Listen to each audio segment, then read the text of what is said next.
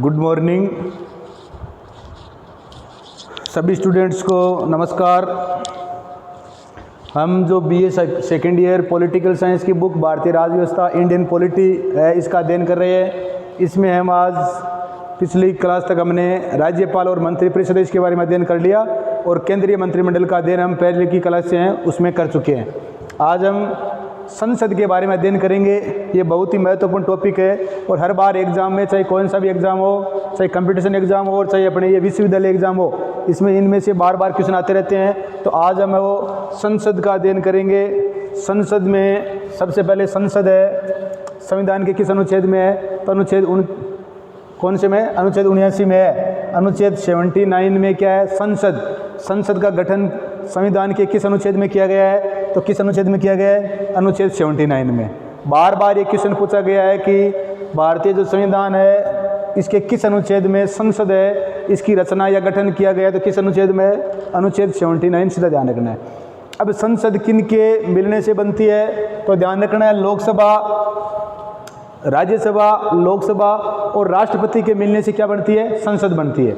इस बात का ध्यान रखना है। राज्यसभा, लोकसभा और राष्ट्रपति के मिलने से आ जाए क्वेश्चन छोटा वाला या बार कभी विभिन्न प्रकार के कंपटीशन में भी एग्जाम आया हुआ है। संसद का निर्माण होता है तो हमारे को ध्यान रखना है राज्यसभा, लोकसभा, साथ में राष्ट्रपति का और ध्यान रखना है। इनके मिलने से संसद का क्या होता है? निर्माण होता है। क्वेश्चन आ जाए संसद के सदन कितने हैं? तो सदन कितने हैं? 2 सदन है। कितने सदन है? 2। संसद भारत की संसद और द्विसदनीय है और उसमें कौन कौन से? राज्यसभा और लोकसभा।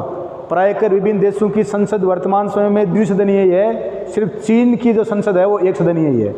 ठीक है, बाकी कोई छोटा मोटा देश है उसकी होगी, पर बड़े देशों में चीन की है। तो इसका ध्यान रखना है। भारत की जो संसद है द्विसदनीय है। तो संसद के 2 सदन कौन कौन से हैं? तो राज्यसभा और लोकसभा। संसद के अंग कितने हैं? पूछ ले, संसद के अंग कितने हैं? काफी बार एक क्वेश्चन पूछा गया है। तो कितने अंग है? 3 अंग है। कौन कौन से? क्वेश्चन पूछे संसद के अंगों के नाम लिखो तो राज्यसभा, लोकसभा और राष्ट्रपति ये संसद के क्या है? अंग है। तो संसद के सदन कितने? 2 सदन है। कौन कौन से? राज्यसभा और लोकसभा। इस बात का ध्यान रखना। और संसद का गठन संविधान के किस अनुच्छेद में? अनुच्छेद 79 में क्या है? संसद है और संसद इस प्रकार से होगी। इस बात का ध्यान रखना है। राज्यसभा, तो राज्यसभा अनुच्छेद कौन से में? अनुच्छेद 80 में। भाई राज्यसभा उस सदन है तो अनुच्छेद 80 में और लोकसभा अनुच्छेद 81 में। इस बात का ध्यान रखना। अनुच्छेद 79 में संसद है। संसद के 3 अंग है, राज्यसभा, लोकसभा और राष्ट्रपति। संसद के 2 सदन है, राज्यसभा और लोकसभा। राज्यसभा अनुच्छेद 80 में और लोकसभा अनुच्छेद 81 में। इस बात का ध्यान रखना है। अब इनके और भी नाम है, जैसे लोक सदन है, लोकसभा है, लोक सदन तो होता ही है, इसको प्रथम सदन भी कहते हैं। क्या कहते हैं इसको? लोकसभा को प्रथम सदन। तो ये अपने आप ही क्या हो गया? द्वितीय सदन हो गया। इस बात का ध्यान रखना है। लोकसभा निम्न सदन, तो ये क्या हो गया? उच्च सदन। ठीक है, इन बातों का ध्यान रखना है। ये जनता का सदन, लोकसभा है जनता का सदन, तो ये किसका? ये राज्यों का सदन, राज्यों का सदन। ये अस्थायी सदन। लोकसभा है क्या है? अस्थायी सदन। तो राज्यसभा क्या है? स्थायी सदन। राज्यसभा का ध्यान रखना, राज्यसभा है वो स्थायी सदन है। लोकसभा क्या है? अस्थायी है। लोकसभा का सामान्यतः कार्यकाल 5 वर्ष होता है और वैसे लोकसभा में अगर लोकसभा में बहुमत है तो तब तक क्या होएगा? लोकसभा बनी रहेगी, नहीं तो लोकसभा क्या हो जाएगी? अनुच्छेद 85 के तहत भंग हो जाएगी। जबकि राज्यसभा स्थायी सदन है, इसके सदस्यों का प्रति 2 वर्ष बाद में 1/3 सदस्य क्या होते रहते हैं? सेवानिवृत्त होते रहते हैं और उनकी जगह दोबारा जो नए आते रहते हैं। इस बात का ध्यान रखना है। तो राज्यसभा सदन स्थायी है, परंतु इसके सदस्य का कार्यकाल कितना होता है? 6 वर्ष होता है। इसका ध्यान रखना है। और लोकसभा सदस्य का कार्यकाल भी 5 वर्ष और लोकसभा का भी कार्यकाल कितना होता है? सामान्यतः 5 वर्ष। वैसे है ये स्थायी सदन। ये लोकप्रिय सदन है, लोकसभा है तो लोकप्रिय है। राज्यसभा इतना लोकप्रिय नहीं है, इसलिए इसे क्या कहते हैं? अलोकप्रिय कहते हैं। इतना लोकप्रिय नहीं है, ये लोग जनता से जुड़े हुए नहीं रहते हैं, इसलिए इन्हें अलोकप्रिय कहते हैं। ये शक्तिशाली सदन है और ये बुद्धिजीवियों का है। किसका है? बुद्धिजीवियों का है। मतलब वरिष्ठ लोगों का, वरिष्ठ सदन भी कह सकते हैं इसे हम, वरिष्ठ। इन बातों का ध्यान रखना है। आज हम संसद के बारे में अध्ययन कर रहे हैं। संसद के 2 सदन है, राज्यसभा और लोकसभा। संसद के 3 अंग है, राज्यसभा, लोकसभा और राष्ट्रपति के, क्योंकि ये दोनों जो कोई भी कानून बनाएगी उस पर हस्ताक्षर कौन करेगा? राष्ट्रपति करेगा। तो अंग और सदन का ध्यान रखना है। विभिन्न एग्जाम में क्वेश्चन ये सिंपल है, पर बार बार ये क्वेश्चन पूछा गया है, तो इसका हमारे को ध्यान रखना है, कहीं हमारी गलत नहीं हो जाए। उसके बाद में ये दोनों सदनों के नाम है। लोकसभा का लोक सदन है, प्रथम सदन है, निम्न सदन है, जनता का सदन है, अस्थायी सदन है, लोकप्रिय सदन है और शक्तिशाली। राज्यसभा का द्वितीय सदन है, उच्च सदन है, राज्यों का सदन है, स्थायी सदन है, अलोकप्रिय सदन है और बुद्धिजीवियों के या वरिष्ठ सदन है। ये इसके क्या है? उपनाम है, इसका ध्यान रखना है। अब हम इनकी सदस्य संख्या की बात करें तो लोकसभा की सदस्य संख्या कितनी हो सकती है? 552। सदस्य संख्या कितनी हो सकती है लोकसभा की? 552। तो राज्यसभा की कितनी हो सकती है? बात ये कर रहा हूं मैं अधिकतम की, सदस्य संख्या की अधिकतम की बात कर रहा हूं। क्वेश्चन पूछ ले परीक्षा में कि लोकसभा की अधिकतम सदस्य संख्या आएगा, और काफी बार आया हुआ है, भ्रमित कर देता है। इसलिए ध्यान रखना है एक चीज का, लोकसभा की अधिकतम सदस्य संख्या कितनी है? तो कितनी होती है? 552। और राज्यसभा की अधिकतम सदस्य संख्या कितनी होती है? तो 250 होती है। 252 आ जाते हैं वहाँ पे और अपन कन्फ्यूज हो जाते हैं। इसलिए ध्यान रखना है, लोकसभा की अधिकतम सदस्य संख्या 552, तो राज्यसभा की अधिकतम सदस्य संख्या कितनी होती है? 250। इसका ध्यान रख लेना है। यहाँ से हर बार विभिन्न एग्जामों में क्वेश्चन आया हुआ है। अब ये लोकसभा की जो सदस्य संख्या, इसका देख ले हम, क्वेश्चन पूछ ले तो मूल संविधान में, काफी पढ़ना है हमारे को, मूल संविधान में कितनी थी? तो 500। जब 1952 में प्रथम लोकसभा चुनाव हुए तो कितनी थी? 500 थी। कितनी थी? 500 थी। इस बात का ध्यान रखना है। उसके बाद में इसको बढ़ाकर जो 7वां संविधान संशोधन हुआ था, कब हुआ था? 1956 में हुआ था। 7वां संविधान संशोधन कब हुआ था? 1956 में हुआ था, जिसमें राज्यपाल पद की व्यवस्था की गई थी। तो 7वें संविधान संशोधन 1956 में राज्यपाल राजस्थान में की गई थी। राजस्थान में पहले क्या होता था? राज प्रमुख होता था। तो 7वां संविधान संशोधन 1956 में हुआ था, इसमें जिसको राज्यों का पुनर्गठन भी किया गया था। क्या किया गया था? राज्यों का पुनर्गठन के नाम से संशोधन को जाना जाता है। तो ये 1956 में हुआ था। और इसमें लोकसभा की सदस्य संख्या कितनी कर दी थी? 527 कर दी थी। कितनी कर दी थी? लोकसभा की सदस्य संख्या कितनी कर दी थी? 527 कर दी थी। इस बात का ध्यान रखना है। और 31वां संविधान संशोधन हुआ था 1974 में। 31वां संविधान संशोधन हुआ था 1974 में। प्रधानमंत्री कौन थी 1974 में? इंदिरा गांधी थी। 31वां संविधान संशोधन 1974 में, और उसमें लोकसभा की अधिकतम सदस्य संख्या कितनी कर दी थी? लोकसभा की सदस्य संख्या वो कितनी कर दी थी? 545 कर दी थी। अधिकतम नहीं, सॉरी, अधिकतम तो कितनी हो सकती है? 552 हो सकती है। मूल संविधान में या प्रथम लोकसभा जब चुनाव हुए तो उस समय लोकसभा की सदस्य संख्या कितनी थी? 500 थी। इसको फिर 7वां संविधान संशोधन 1956 में हुआ था, इसमें इसको बढ़ाकर 527 कर दिया गया था। और फिर 31वां संविधान संशोधन 1900, इस समय जवाहरलाल नेहरू थे, सबको पता है। 31वां संविधान संशोधन 1974 में किया गया। इस समय देश की प्रधानमंत्री कौन थी? तो कौन थी? इंदिरा गांधी थी। और राष्ट्रपति कौन थे? 1969 से लेकर 1974 तक कौन थे? वीवी गिरी थे। और उसके बाद में किसको बना दिया गया था? फखरुद्दीन अली अहमद को बना दिया गया था। तो 31वें संविधान संशोधन 1974 में कितनी कर दी थी? 545 कर दी थी। कितनी कर दी थी? 545 कर दी थी। इस बात का ध्यान रखना है। जबकि राज्यसभा की जो सदस्य संख्या है वो कितनी है? अधिकतम 250 हो सकती है, परंतु वर्तमान में कितनी है? तो कितनी है? 245 है। कितनी है?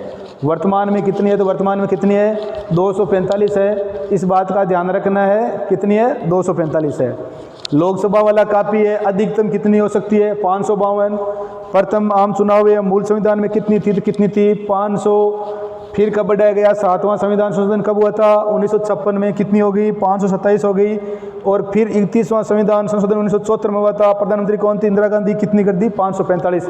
और वर्तमान में भी कितनी है?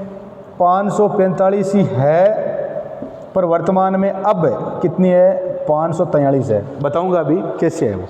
ठीक है, इस बात का ध्यान रखना है। अब इन 543 में से राज्यों से, राज्य भारत में कितने? 28 राज्य है। जब जम्मू और लद्दाख जो है इनको केंद्र शासित प्रदेश बनाने के बाद में, पहले भारत में 29 राज्य थे और जम्मू और लद्दाख का पुनर्गठन राज्य पुनर्गठन अधिनियम के बाद में इनको क्या बना दिया गया, केंद्र शासित प्रदेश बना दिया गया, और उसके बाद में 28 राज्य हो गए। तो राज्य कितने, 28, और 2 केंद्र शासित प्रदेश कौन से, दिल्ली और पुडुचेरी, उनकी विधानसभा है, जम्मू की भी है, पर जम्मू की भी चुनाव नहीं हुई है, ठीक है।